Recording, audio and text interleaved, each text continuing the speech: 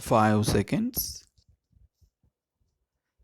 Speaking at the inaugural function of the Center for Alternative Disputes Redressal, the Prime Minister of India said, "It gives me immense pleasure to be here this evening to inaugurate this center. We in India are passing through certain critical moments in our history. Vociferous and divisive forces are raising their ugly heads and attempting to divide the country on regional, linguistic, and religious lines.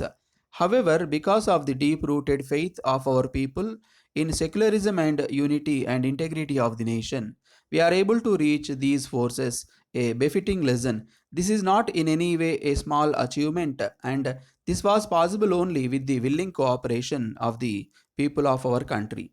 This has surprised many nations of the world. Now, we can concentrate all our efforts to achieve the socialistic pattern on society which we have envisaged in our constitution.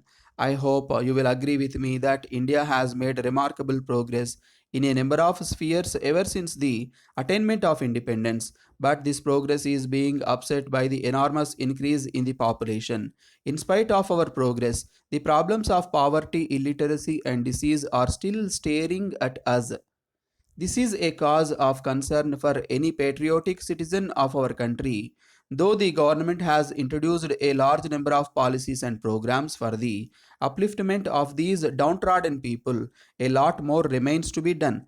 With a view to improve the quality of life of these people, our government has embarked upon a program of bringing about far reaching structural changes in all the economic policies of the country. Though it was a subject matter of criticism for many people in the beginning, I am very happy to say that now everybody is appreciating the same.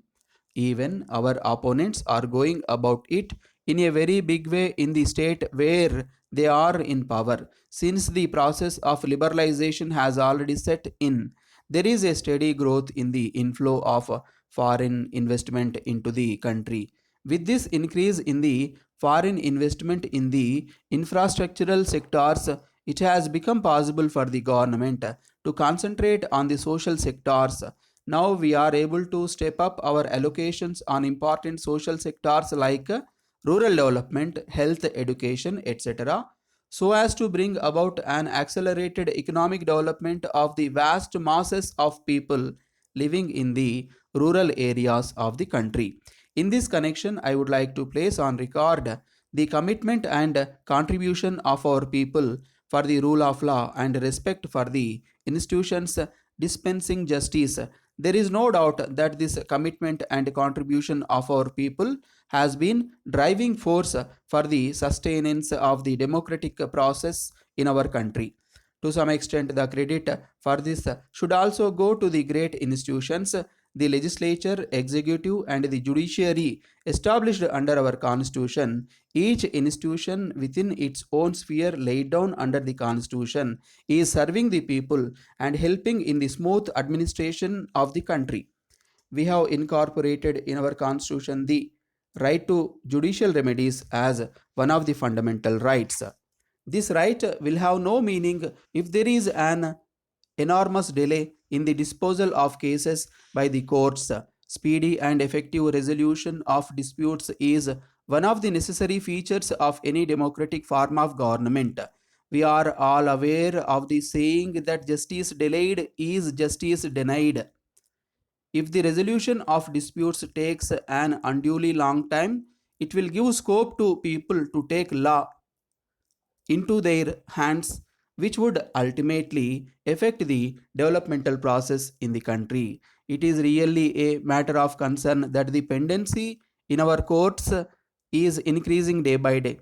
It is learnt that there are quite a large number of cases pending disposal in our courts.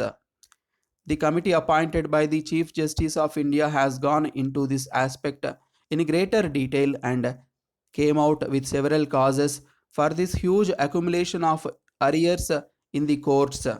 In addition to suggesting various reforms in the judicial sector to reduce the pendency of cases, the committee was of the opinion that the judiciary alone will not be in a position to bear the entire burden. This committee has come up with the proposal to provide at reasonable cost as many modes of settlement of disputes as possible for the speedy and effective resolution of disputes at a reasonable cost.